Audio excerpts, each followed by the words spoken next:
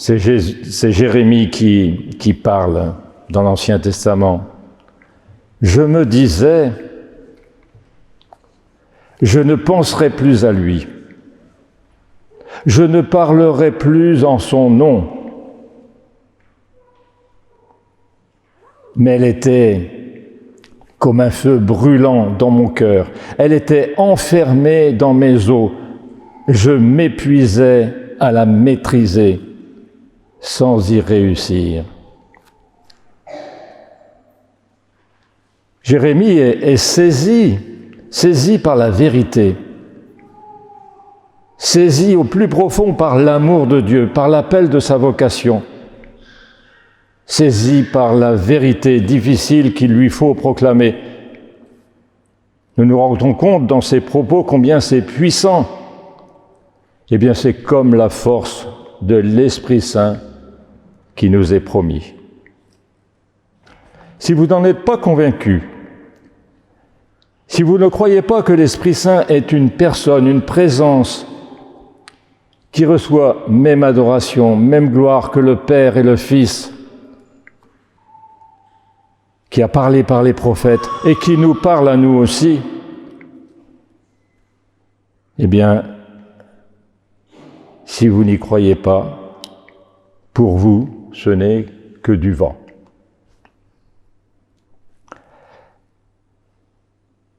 Je voudrais vous donner un petit témoignage qui nous est arrivé avec mon épouse il y a tout début de notre conversion. Nous allions le lundi soir dans un groupe de prière où il y avait quelques personnes fraîchement converties et notamment une jeune femme qui, un lundi matin, vient nous raconter ce qu'elle a vécu dans la semaine.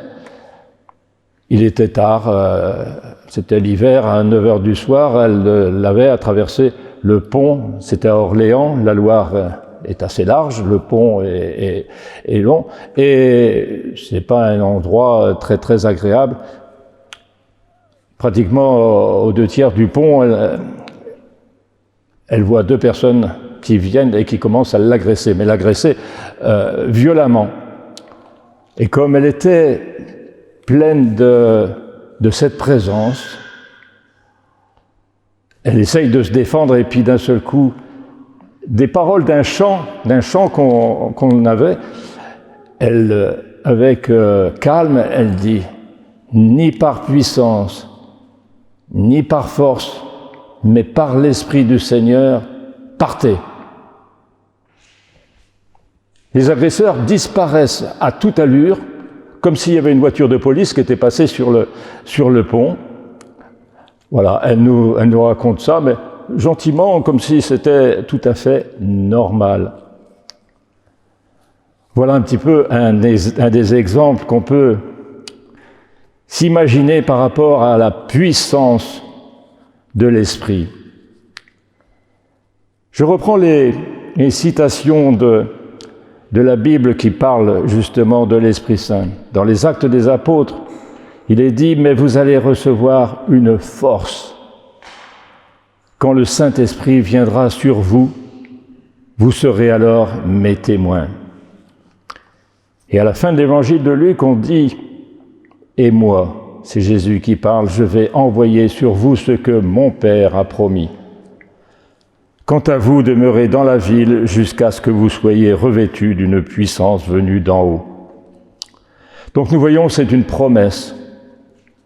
Et c'est aussi un ordre d'attendre que les apôtres ont reçu et ils ont attendu dans la prière. Alors quand on a lu la deuxième lecture et qu'on se dit, nous on est baptisés, on a reçu l'Esprit Saint, ce qui fait que nous sommes certainement des êtres particulièrement exceptionnels puisque nous possédons le Saint-Esprit.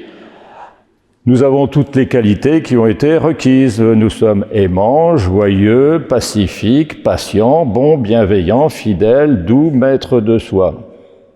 Vous êtes tous d'accord, c'est vous? Non. Moi non plus.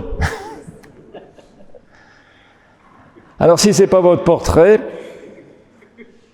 il faut faire quelque chose. Si vous ne sentez pas que vous êtes habité par le Saint-Esprit, ben il faut le demander, il faut prier. Un autre témoignage qui est très, très classique, c'est comment s'est passé le début du renouveau charismatique, c'était en 1967. C'était un groupe d'étudiants qui était confronté dans cette université à un autre groupe qui était pentecôtiste et qui témoignait et qui disait que quand ils priaient, il leur arrivait des choses. Bon, ils priaient en langue, mais enfin, ils avaient des guérisons, ils avaient des paroles de science, voilà. Et donc, les catholiques dans cette université ont été écouter des enseignements que les pasteurs évangéliques pentecôtistes leur donnaient. Ils ont dit, mais nous, c'est ça qu'on veut.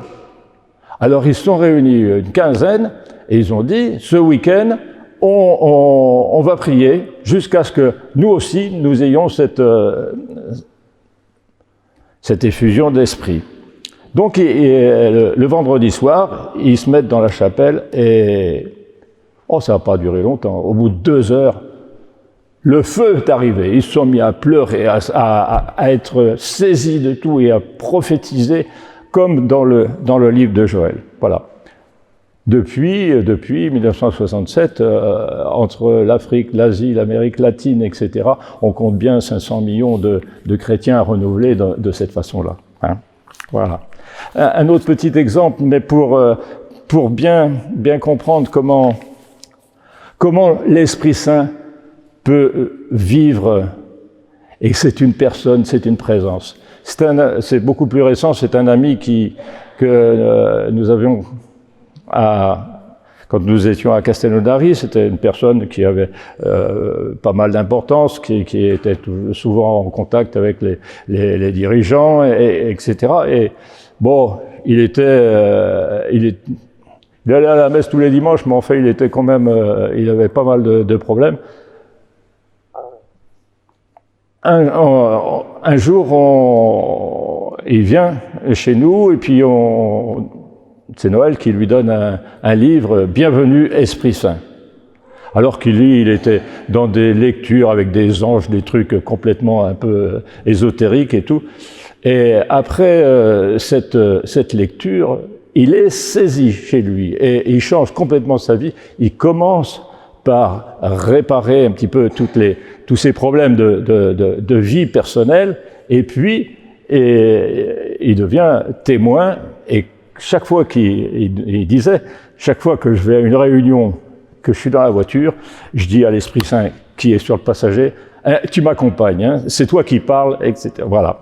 Donc c'est un petit peu cette façon de voir qu'il faut utiliser. Je crois que c'est une présence, c'est une personne.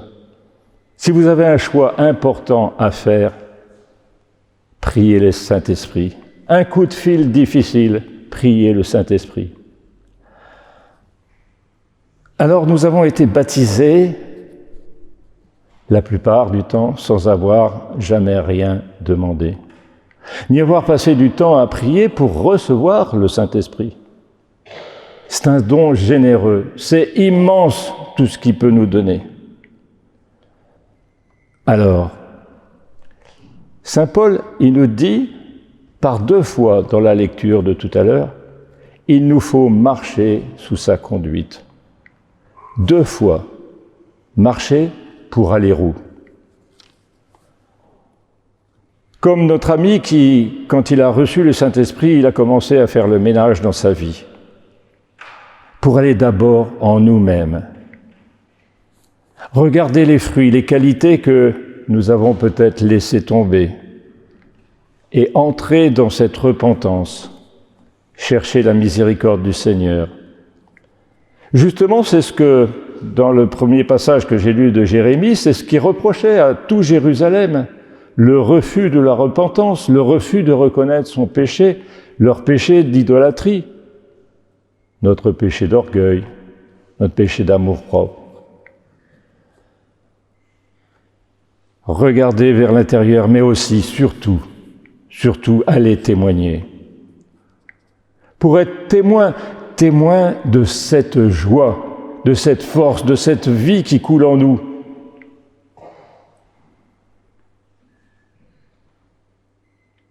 Quand vous l'avez, cette joie, cette force, ça déborde. Ne vous inquiétez pas des bavures. Il est le maître. Il prend son repas avec nous, comme dans l'Apocalypse. Réellement, soyez témoins tout simplement autour de nous, autour de vous, votre famille, vos voisins, votre communauté de clochers. Et si votre témoignage n'est pas entendu, ce n'est pas grave. Secouez la poussière de vos sandales, mais témoignez. Sinon, vous contristez l'Esprit Saint, ni par puissance, ni par force, mais par l'Esprit du Seigneur. Viens, Esprit Saint.